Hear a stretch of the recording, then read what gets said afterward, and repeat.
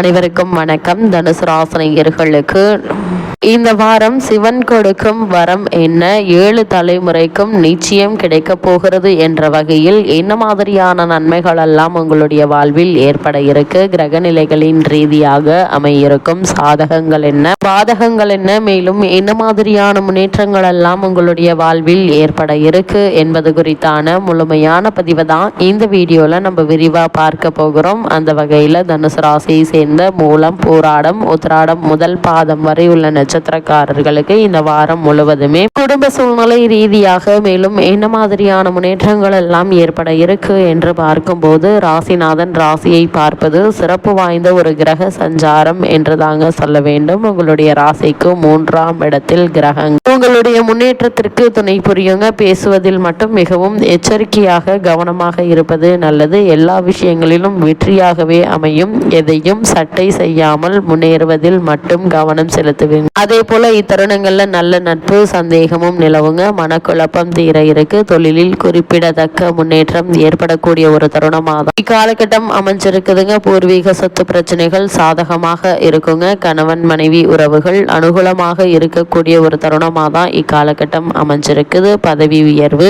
பணபலன் கிடைக்க வாய்ப்புகள் உண்டுங்க. தொழிலில் வியாபார ரீதியாக வெளியூர் பயணங்கள் உண்டு என்பதையும் கிரக நிலைகள் மீண்டும் மீண்டும் தெளிவுபடுத்துதுங்க. அதே போல் தனுசு ராசினியர்களை பொறுத்தவரை இக்காலகட்டங்களில் மேலும் என்ன மாதிரியான நன்மைகள் எல்லாம் ஏற்பட இருக்கு என்று பார்க்கும்போது, தனுசு ராசினியர்களுக்கு அவர்கள் செயல்களே அவர்களுக்கு எதிராக மாறும், பேச்சும் எதிராக மாறும் என்பதால் பேச்சிலும் செயலிலும் கவனம் தேவைங்க. திடீரென்று பேசிவிட்டு பிறகு வருத்தப்படுவீங்க. கவனம் எல்லா விதத்திலும் கவனமாக இருப்பது நல்லது. இவற்றை எல்லாம் தவிர்க்கலாம்.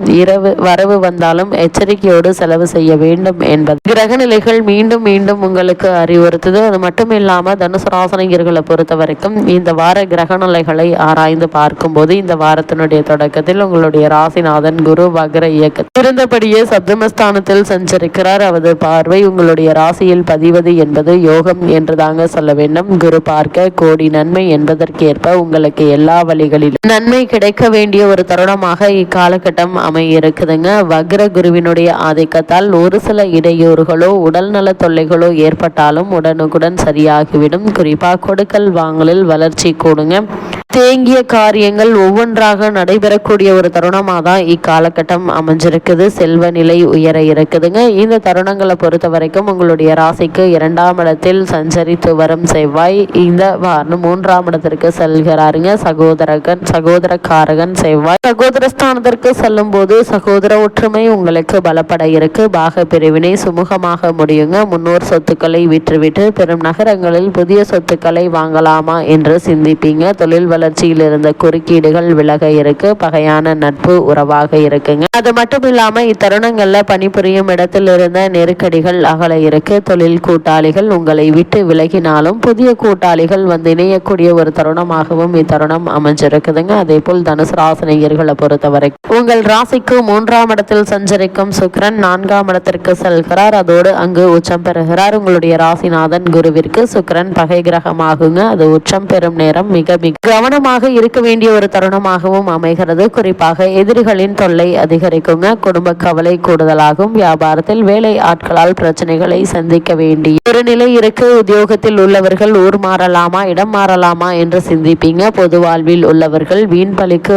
ஆளாக வேண்டிய ஒரு நிலை இருக்கு என்பதை கிரக நிலைகள் மீண்டும் மீண்டும் தெளிவுபடுத்துதுங்க. இக்காலகட்டத்தை பொறுத்த வரைக்கும் மிக முக்கிய கிரகங்களான சூரியன், புதன், சுக்கிரன், செவ்வாய், சனி, ராகு ஆகிய 6 கிரகங்கள் அனைத்தும் ஒன்றாக இணையும் போது நல்ல காரியங்கள் இல்லை நடைபெறுங்க. குறிப்பா சகாயஸ்தானம் வலுவடைவதால் அரசு வேலைக்கு விண்ணப்பித்தவர்களுக்கு அது கைகூட இருக்கு. அரசியல்வாதிகளுக்கு நல்ல பொறுப்புகள் கிடைக்க இருக்கு. பாக பிரிவினை சுமூகமாக முடியுங்க. குடும்ப பிரச்சனைகள் தீர்ந்து மன நிம்மதி காண இருக்கீங்க. பிள்ளைகளின் எதிர்கால நலன் கருதி எடுத்த முயற்சி பலன் தருங்க. அரசு வேலைக்கு முயற்சித்தவர்களுக்கு அவை கைகூட இருக்கு. அதற்கான முயற்சிகள்ல நல்ல ஒரு முன்னேற்றம் ஏற்படுவதற்கான சாத்தியக்கூறுகள் நிறைந்த ஒரு தருணமாக தான் இக்காலகட்டம் அமைஞ்சிருக்குது என்பதை என்பதை கிரகங்களுடைய சஞ்சார நிலைகள் மீண்டும் மீண்டும் தெளிவுபடுத்துதுங்க. தனுசு ராசினியர்களை பொறுத்த வரைக்கும் உங்களுடைய ராசிக்கு 3ஆம் இடத்தில் இருந்த சனி பகவான் 4ஆம் இடத்திற்கு வருகிறார். எனவே அர்த்தாஷ்டம சனியினுடைய ஆதிக்கம் ஏற்படுதுங்க. இது 2.5 ஆண்டு காலம் நீடிக்கக்கூடியது. இருந்தாலும் கூட குரு வீட்டில் சனி அமைவதால் பெருமளவில் பாதிப்பு ஏற்படாதுங்க. மேலும் தசாபுக்தி பலம் பெற்றிருக்குங்க. தெய்வ தரிசனங்கள் மூலம் இடையூறுகள் அகல இருக்கு. பெற்றோருடைய உடல்நலன்ல கவனமாக இருப்பது மிக மிக நல்லதுங்க. வீண் விரயங்கள்ல இருந்து விடுபட சுபவிரயங்களை மேற்கொள்ளலாம் என்பதை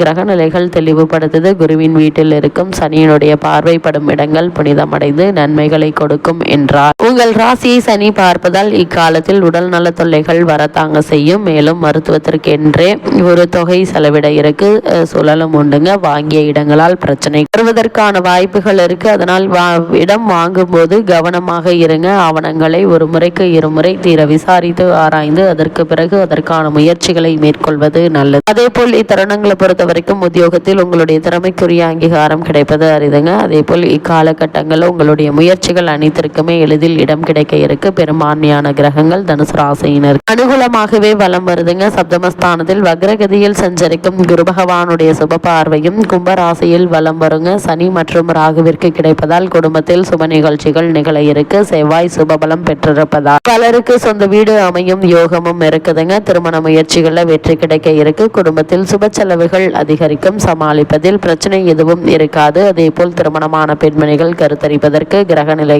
சுபபலம் பெற்று திகழ்ந்துங்க. புதிய வேலைக்கு முயற்சித்து வரும் தனுசு ராசி அன்பர்களுக்கு நல்ல செய்தி காத்திருக்குது. வெளிநாடு சென்று வேலை பார்க்க வேண்டும் என்ற ஆர்வம் இருந்துச்சு அப்படின்னா அதற்கான முயற்சிகளை இப்போது நீங்கள் தாராளமாக முயற்சிக்கலாங்க. அதே போல் இத்தருணங்களை பொறுத்தவரை உத்தியோகஸ்தர்களுக்கு பணிகளையும் பொறுப்புகளையும் சக்திக்கு மீறியதாக இருப்பினும் மேலதிகாரிகளுடைய ஆதரவு உற்சாகத்தை ஏற்படுத்தும். தற்போது நடைபெற்று வரும் தசாபுக்திகள் அனுகூலமாக இருக்கும் பட்சத்தில் பதவி உயர்வு கிடைப்பதற்கு சாத்தியக்கூறுகள் இருக்கு. வேலை இல்லாமல் வாடி வருந்தும் இளைஞர்களுக்கு நல்ல செய்தி காத்திருக்குது என்பதை கிரகநிலைகள் மீண்டும் மீண்டும் உறுதியளிக்குதுங்க. தனுசு ராசியை சேர்ந்த தொழில் மற்றும் வியாபாரம் செய்பவர்களை பொறுத்தவரை தனுசு ராசியில் பிறந்துள்ள அன்பர்கள் தங்களுடைய தொழிலை அபிவிருத்தி செய்வதற்கு ஏற்றபடி அமைந்திருக்குதுங்க. கிரகநிலைகள் தேவையான நிதியுதவி கிடைக்குங்க. வெளிநாடு சென்று வரும் ஆர்வம் இருந்துச்சு அப்படின்னா அவை நிறைவேற இருக்கு. பிரபல நிறுவனங்களுடன் ஒத்துழைப்பு திட்டங்கள் கையெழுத்தாகுங்க. சக கூட்டாளிகள் ஒத்துழைப்பாங்க. அதே போல் கலைத்துறையினரை பொறுத்த வரைக்கும் அதிபத்தியம் கொண்டுள்ள